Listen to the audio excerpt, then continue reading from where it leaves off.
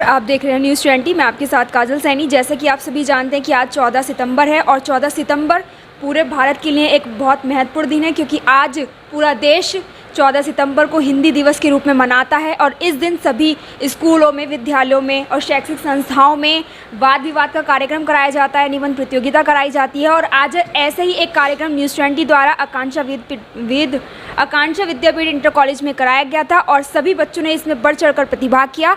तो अभी हमारे साथ जुड़े हुए हैं इस विद्यालय के प्रधानाचार्य जी। तो चलिए सर से जानते हैं आज के दिन के बारे में। सर, पहले तो बहुत बहुत स्वागत है आपका न्यूज़ 20 चैनल में।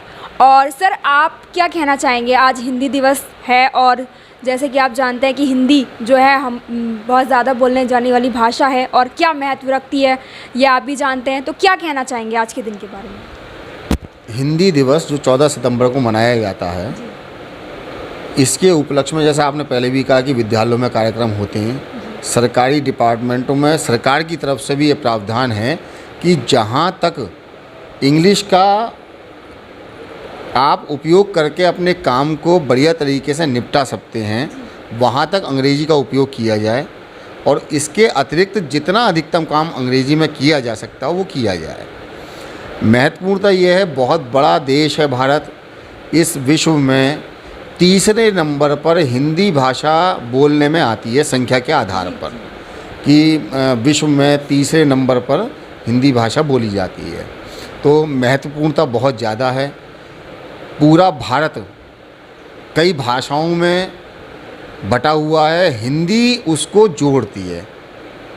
सभी स्टेटों को, सभी राज्यों को जोड़ने का माध्यम हिंदी है।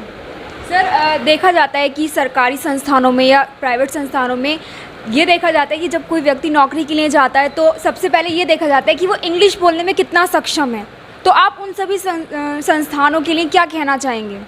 देखिए, ऐसा है, बदलाव आ रहा है, ऐसा नहीं है, पहले ही बदलाव आ रहा था और आज भी बदलाव आ रहा है कि हमारे जो हिंदी बोलने वाले लोग हैं उन्हें भी प्राथमिकता दी जा रही है। अब बहुत सी जगह ऐसा है कि ग्राहक हैं, जो उनके कस्टमर हैं, जो विदेशी हैं। अब विदेशी हैं तो जाहिर सी बात है कि अंग्रेज़ी बोलने वाले लोग भी चाहिए, वरना उनसे कम्युनिकेशन कैसे हो पाएगा। तो दोनों बातें हैं, इंग्लिश भी ज़रूरी है और हिंदी भी ज़रूरी है। हिंदी बोलने वालों को भी प्राथमिकता दी जा रही है। ऐसा सर, वर्तमान समय को देखते हुए जिस तरह से युवा पीढ़ी थोड़ा इम्प्रेशन के वजह से इंग्लिश बोलना ज़्यादा पसंद करने लग गई है, आप भी देखते हैं, और सोशल साइट्स वगैरह पे भी इंग्लिश का ज़्यादा ट्रेंड है वैसे, लेकिन आप क्या कहना चाहेंगे? युवा पीढ़ी को क्या मैसेज देना? नहीं, मेरा यही मैसेज है, मैं पहले ही बता चुका हूँ। बच्चे बहुत आ रहे हैं हिंदी में भी, ऐसा नहीं है, हिंदी में भी खूब बच्चे आ रहे हैं। अब तो गूगल ने अपना पेज भी जो है हिंदी माध्यम से बनाया हुआ है। कई वेबसाइट हिंदी माध्यम से काम कर रही हैं। धीरे धीरे और प्रोग्रेस होगी और युवा बच्चे भी काफ़ी हिंदी में जो है आगे बढ़ रहे हैं, खूब आ रहे हैं, ऐसा नहीं है।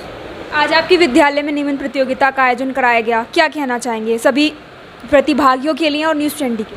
देखिए, विद्यालय के सौजन्य से और न्यूज़ 20 के सौजन्य से विद्यालय में एक प्रतियोगिता का आयोजन किया गया, जिसमें निबंध प्रतियोगिता, सुलेख प्रतियोगिता और कविता पाठ का एक आयोजन किया गया।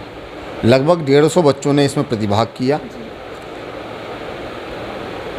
इन बच्चों को प्रतियोगिता के आधार पर प्रथम, द्वितीय और तृतीय स्थान प्राप्त करने वालों को विद्यालय की तरफ से भी और न्यूज़ 20 की तरफ से भी प्रमाण पत्र और प्राइज़ डिस्ट्रीब्यूट किए गए। विद्यालय स्तर पर इसका फ़ायदा ये है कि इन प्रतियोगिताओं को कराने से हम लोगों को ये पता लगता है कि विद्यालय में अच्छी राइटिंग लिखने वाले कितने बालक हैं, सुलेख लिखने वाले हैं, अच्छे ऐसे लिखने वाले कितने बच्चे हैं जो बच्चे अपने विचार प्रस्तुत कर दें। और आज जो कविता पाठ हुआ उसमें भी 3 बालक ऐसे निकले जिन्होंने अपना कविता पाठ करा अपने लेखन के आधार पर, ठीक है ना।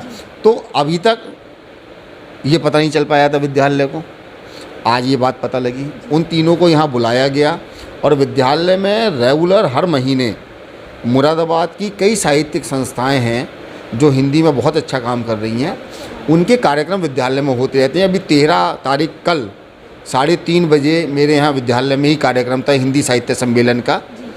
तो ऐसी प्रतियोगिताएं, ऐसी कविता पाठ होते रहते हैं। मैंने उन्हें बच्चों को प्रोत्साहित किया कि आप लोग उनमें शामिल हो।